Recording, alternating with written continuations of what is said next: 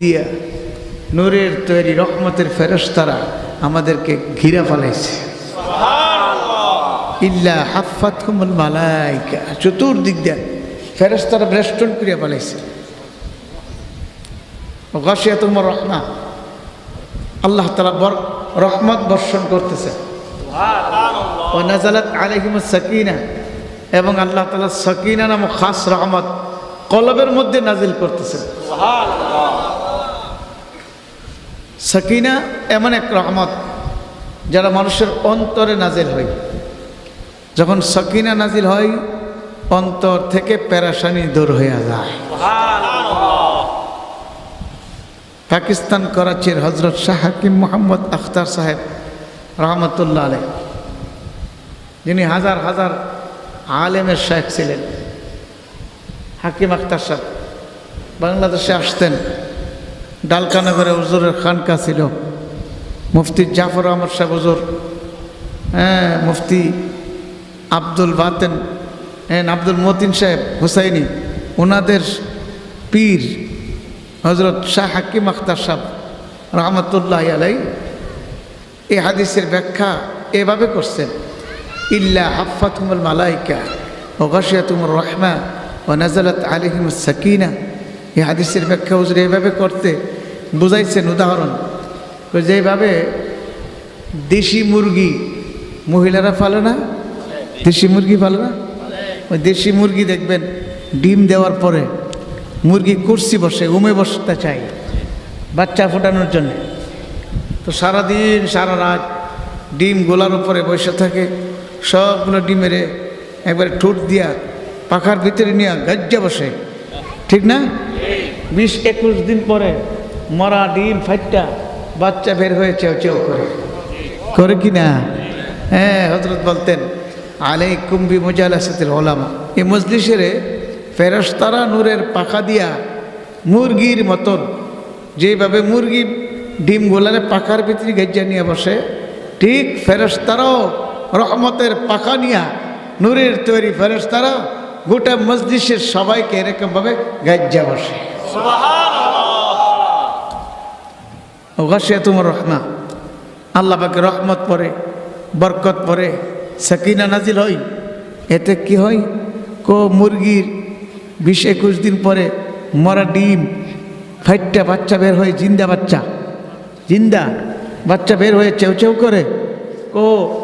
এই মজলিসে কেউ যদি মরা দিলওয়ালা থাকে, দিল মরে গেছে, দিল অন্তরটা মরে গেছে গা, এরকম মরা দিলওয়ালা মানুষের দিল জিন্দা হয়ে যায়। হুজুর বুঝবো কেমনে মরা দিলওয়ালা যে জিন্দা হয়েছে? বুঝবো কিভাবে? বোঝা যাবে, আগে নামাজ পড়ছে না, আগে রোজা রাখছে না, আগে দাড়ি রাখছে না, আগে টুপি পরছে না, হালাল হারাম বাচ্চা খাইছে না, টেলিভিশন সিনেমা নাচ গান ছাড়ছে না।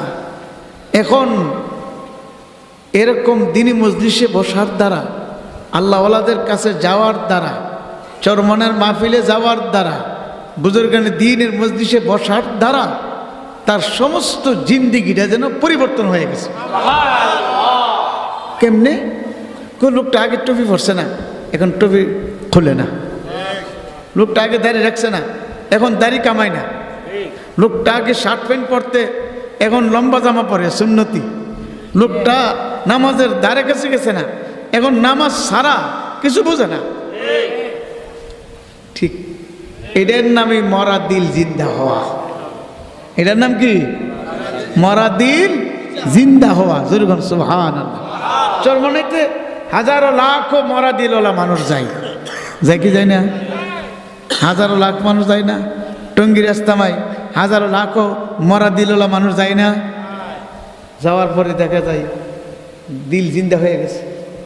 আল্লাহ পাকের ফজলে 3 দিন বয়ান শোনার পর, জিকির করার পর, তালিমে বসার পরে তার দিল তৈরি হয়ে গেছে। এখন আশা হালকা কামাই দেয় না, মাসিক ইস্তেমা সারে না, নামাজ সারে না, পাগড়ি পরে নামাজ পড়ে। সুবহানাল্লাহ সুবহানাল্লাহ। পাগড়ি পরে নামাজ পড়ে, দাড়ি গজাই উঠছে। কিরে দাড়ি রেখে দিছি। দিল কি হয়ে গেছে? জিন্দা হয়ে গেছে। সুবহানাল্লাহ। ওই মুরগি ডিম ছিল মরা, মুরগি জিন্দা, ডিম মরা, মুরগি কি ডিম, আর এই মরা ডিম থেকে আল্লাহ জিন্দা বাচ্চা, যেরকম সুবহানাল্লাহ, এই মরা দিল থেকে জিন্দা বাচ্চা বের করছে। কে বের করছে? আরে জোরে কোন?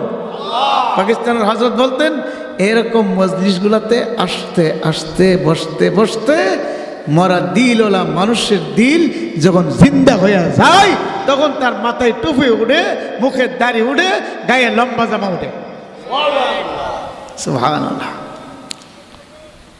প্রিয় হাজিরিন, এরকম একটা দামি মজলিস, জিকিরের মজলিস।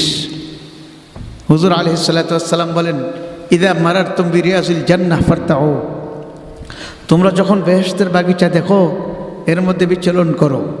কিলা ইয়া রাসূলুল্লাহ ওমা রিয়াজিল জান্নাহ, সাহাবায়ে কেরাম হুজুরকে প্রশ্ন করলেন, ও আল্লাহর রাসূল বেহেশতের বাগান কি? দুনিয়াতে বেহেশতের বাগান, এটা তো কেমন আশ্চর্য লাগে না? দুনিয়াতে জান্নাতের বাগান, হুজুর জান্নাতের বাগানটা কি? হুজুর বলেন, হালাকা যিকরু রিয়াজিল জান্নাহ, জিকিরের মজলিসটাই বেহেশতের বাগান। জিকিরের মজলিসটা কিসের বাগান? বেহেশতের বাগান। হুজুর বেহেশতের কথা তো উলামায়ে কেরামের মুখে শুনছি, শান্তি আর শান্তি, গরম নাই ঠান্ডা নাই, একবারে শান্তি। সালামুন কাওলাম মির রাব্বির রহিম, রবের পক্ষ থেকে শুধু শান্তি আর শান্তি। এখানে যে মাছি মশা বেন বেন করে, আবার পাখানা বন্ধ করে দিলে শরীর ঘেমে যাবে, গরম, শীতের দিনে শীত, হ্যাঁ, ফেতনা ফাসাদের ভয়, কত কিছু। এটা জান্নাতের বাগিচা হইল কেমনে? প্রশ্ন জাগে না? এই যে আপনাদের কাশপুর বাস স্ট্যান্ডে গেলে ডাক্তারটাকে ঢাকা ঢাকা, যাত্রাবাড়ি যাত্রাবাড়ি, হ্যাঁ, কমলাপুর কমলাপুর, সিলেট সিলেট ডাকে কিনা? এখন ধরুন আপনি সিলেট যাবেন, একটা টিকিট কেটে গাড়িতে উঠলেন, সিলেটের গাড়িতে উঠতে বলেন, ড্রাইভার সাহেব সিলেট কই? সিলেটের কথা কইলেন, আমি সিলেটের কথা শুনে গাড়িতে উঠলাম, সিলেট কই? ড্রাইভার বলবে ধৈর্য সহকারে বসে, কয়েক ঘন্টার ভিতরে এই গাড়িটি সিলেট পৌঁছে যাবে ইনশাআল্লাহ।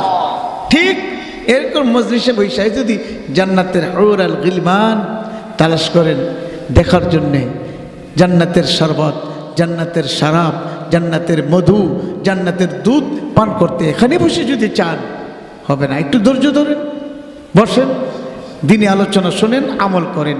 কয়েকটা বছর ভিতরে, কয়েকটা মিনিটের ভিতরে যখন মালাকুল মউত আইসা দেখা করবে, তখনই আল্লাহ পাকের জান্নাতে যাবেন, সেখানে শরবত পান করবেন, মধু পান করবেন, শরাব পান করবেন, হুর গিলমানের শান্তি অনুভব করবেন। একটু ধৈর্য ধরতে হবে, ঠিক না? এটা জান্নাতের পরিবহন, যানবাহন, যেরকম সুবহানাল্লাহ। প্রিয় হাজিরিন, জান্নাতে যাব, সবাই তো জান্নাতে যাইতে চাই, কি চাই না? জান্নাত কি শান্তির জায়গা না? জান্নাত তো বানাইছে আল্লাহ আমাদের জন্য। কার জন্যে? আমাদের জন্য বানাইছে, আমাদেরকে তো জান্নাত দেবে, হ্যাঁ। কিন্তু কেউ জান্নাত দুনিয়ার থেকে কামাই করে নেবে, কেউ কামাই করতে পারবে না। যত মানুষ পৃথিবীতে আসছিল, আছে এবং আসবে, বাবা আদম থেকে নিয়ে কিয়ামত পর্যন্ত যত মানুষ আসবে, সবার জন্য জান্নাতে আল্লাহ একটা করে বাড়ি বরাদ্দ রাখছে। গুলশানের বনানীর বাড়ি না, লন্ডনী বাড়ি না, সুবহানাল্লাহ। একটা ইট স্বর্ণের, আর একটা ইট রূপার, জাওয়াহেরের গাঁথনি, কি সুন্দর মণিমুক্তা দিয়া মাওলার জান্নাতকে মাওলা সাজাইছে। আল্লাহু আকবার। এই জান্নাত এক একজনের এক একটা বাড়ি আল্লাহ বরাদ্দ দিচ্ছে। আবু জাহেলেরও আছে, আবু লাহাবেরও আছে। ফেরাউনের নমরুদের জন্য বাড়ি বরাদ্দ ছিল, কিন্তু তারা বাড়ি বরাদ্দ থাকা সত্ত্বেও বাড়ি কামাই করতে, কথা কই না, কামাই করতে পারে নাই। কিন্তু যারা পারছে তাদের তো একটা করে বাড়ি পাবেই। যারা জান্নাত কামাই করতে পারবে, জান্নাতের কামাই করে জান্নাতের মেহমান হয়ে কবরে যাবে, তাদের নির্দিষ্ট জান্নাত তো তারা পাবেই। কপাল পরা বদনসিব যারা জান্নাত কামাই করতে পারে নাই, তাদের পরিতৃপ্ত যে জান্নাত রয়েছে, তাদের বরাদ্দকৃত জান্নাত রয়েছে, এগুলো আল্লাহ প্রত্যেকের জন্য বোনাস দিবে। ফ্রি ফ্রি, একটা কিনলে আরেকটা ফ্রি দেয় না? কথা কই না, ফ্রি দেয় না? এই মার্কেটে ঘোষণা করে না যে একটা কিনলে আরেকটা ফ্রি? হ্যাঁ, তা আল্লাহ বলেন তুমি একটা জান্নাত কামাই করবা, আরেকটা জান্নাত ফ্রি পাইবা। জোরগণ সুবহানাল্লাহ। ওই কোন জান্নাত ফ্রি দিব? আবু লাহাব, আবু জেহেল, উকবা, সাইবা, নমরুদ, ফেরাউন, হ্যাঁ, খ্রিস্টান, বুদ্ধ, ইহুদি, নাসারা, হিন্দু, এই ধরনের বেদুর্মী যারা দিনের উপর চলে নাই, তাদের জান্নাতগুলো আল্লাহ মুসলমানদেরকে বরাদ্দ দিবে। এই জান্নাত বোনাস ফ্রি, সুবহানাল্লাহ।